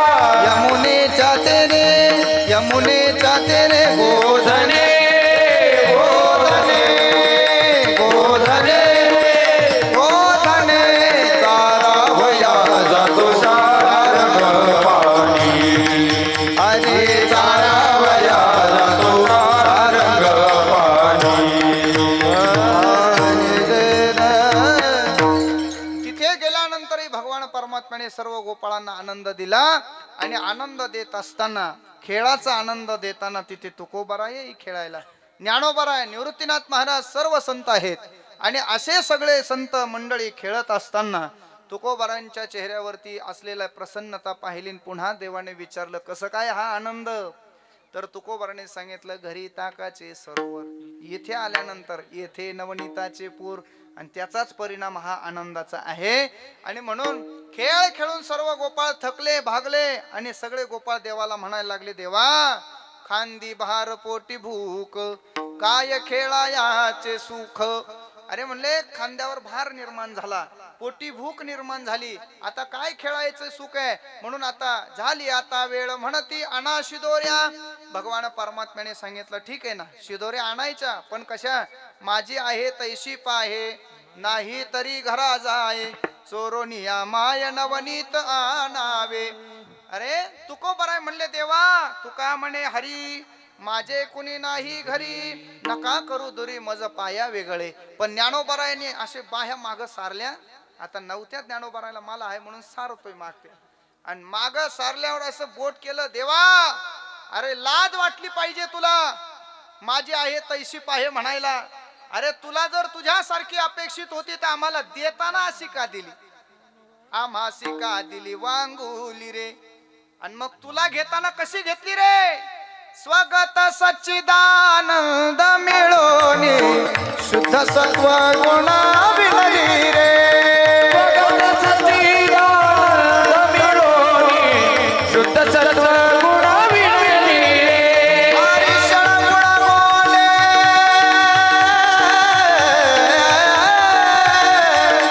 षड गुण बोले, रत्न जडित तुझ श्याम सुंदरा शोभली रे. आम्हासी का दिली वाहुली रे, आम्हासी का दिली वाहुली रे, दिली वाहुली रे, दिली वाहुली रे.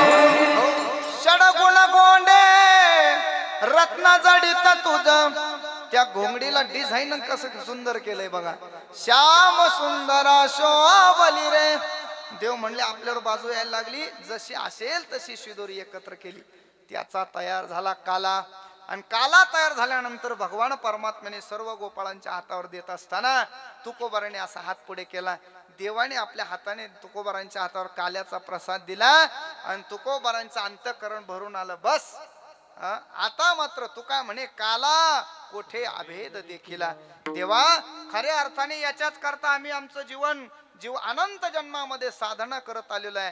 आज मात्र तू आमच्या हातावर काला दिलेला आहे ना, खरं सांगू देवा, आता हा जो आनंद आम्हाला मिळालेला आहे, हा जो परम काला आम्हाला मिळालेला आहे, त्याचा आनंद उपभोगत असताना आम्ही तो आनंद दवडणार नाही. अभंगाच्या शेवटच्या चरणात तुकोबाराय वर्णन करतात. तुका म्हणे आता, तुका म्हणे आता, तुका म्हणे आता, तुका म्हणे आता, आम्ही नव जवतवडीता, आम्ही नव जवतवडीता, नाही रे भोग सुखाचे रे तुका म्हणे आता आम्ही नवजो दवडिता, आता आम्ही तो आनंद दवडणार नाही. आणि मग कशाचा आनंद आहे, तर आम्ही नित्य भजनाचा आनंद घेऊ, तो दवडणार नाही. नित्य काल्याचा आनंद घेऊ, तो आनंद आम्ही दवडणार नाही. तुकोबाराय बोलतात, का बरं दवडणार नाही? नाही देखिले ते मिळे भोग सुखाचे सोहळे. ज्यांनी त्याचा आनंद घेतला त्यांचं भजन करूया. हात वरती करा आणि पांडुरंगाचं भजन करा. विठोबा रखुमाई, हरी हरी विठोबा जय जय विठोबा रखुमाई, विठोबा रखुमाई, रखुमाई,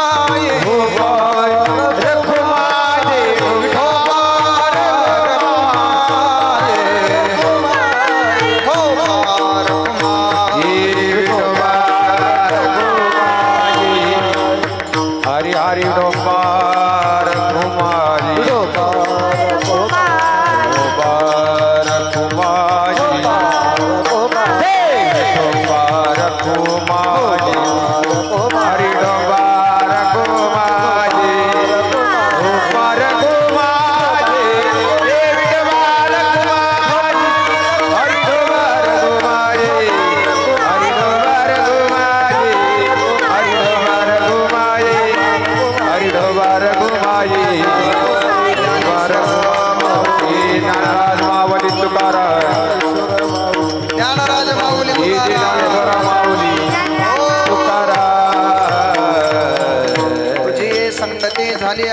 निश्चिंते नाही देखील ते मिळे भोग सुखाचे सोहळे. या अभंगाच्या द्वारा आपण चिंतन करण्याचा प्रयत्न केलेला आहे. वाकुडे के नीट देव जाणे करविले तैसे केली कटगट. पायाच्या प्रसादे काही बोलिलो विनोदे मज क्षमा करणे संतेनो हे अंगभूत युक्ती. आणि म्हणून तुमच्या कृपेचे पोसणे जन्मोजन्मी तुका म्हणे. सर्वांचे आभार. गायनाचार्य मंडळी मृदंगाचार्य मंडळी महाराज श्री सुद्धा या ठिकाणी उपस्थित झाले. त्यांच्याही चरणी दंडोत प्रणाम करून देवरूप श्रोते सज्जन मंडळी तुमच्याही चरणी ही सेवा समर्पित करतो. सद्गुरु जोग महाराजांच्या चरणी ही सेवा समर्पित करून याच ठिकाणी वाणीला पूर्ण विराम देतो. वरती हात करून सगळ्यांनी संतांचं भजन करा. ज्ञानोबाराया माझ्या तुकोबाराया,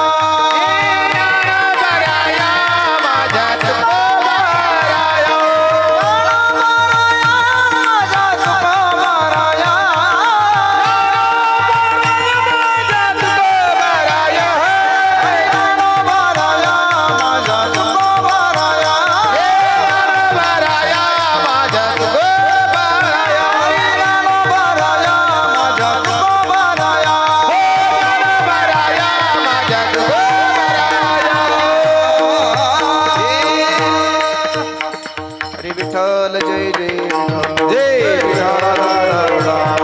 विठ्ठल जय जय विठ्ठल जय जय विठ्ठल जय जय विठ्ठल.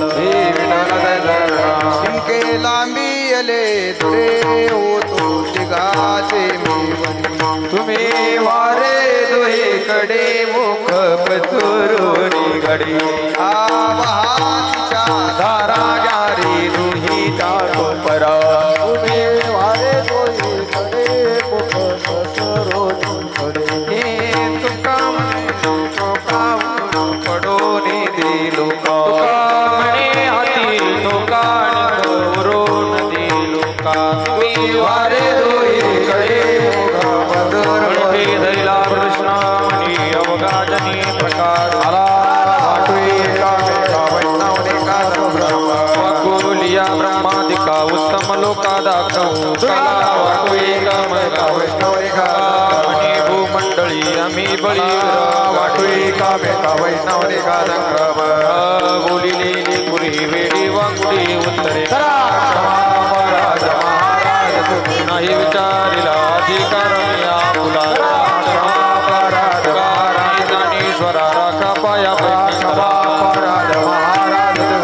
आरती ज्ञानराजा महाकैवल्य तेजा सेवकी सरस्वत मनोविला माता आरती ज्ञानराजा रूपली ज्ञान जगे पुण्य उद्धार पनुरंग नाव ठेवले ज्ञान आरती ज्ञानराजा महाकैवल्य तेजा सेवकी सरस्वत मनोविला माता आरती ज्ञानराजा प्रगट गुह्य बोले विष्णु ब्रह्माचे केले रामचंद्रार्धनी चरणी मस्तक केले आरती ज्ञानराजा महाकैवल्य तेजा सेवकी सरस्वत मनोविला माता आरती ज्ञानराजा. आरती तुकारामा स्वामी सद्गुरु रामा सदानंद मूर्ती पाय दाखव्या मारती तुकारामा राघवे सागरात पाषाण तारिणी तैसे तुकोबाचे अभंग रक्षिले आरती तुकारामा.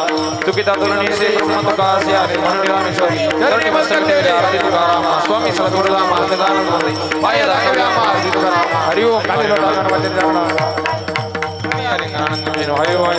मागणी ते कद प्रति आहे या सादास नरवीची मज दे काही न मागो देवा. तुका म्हणे आता उदार तू होई या सादास नरवीची मज दे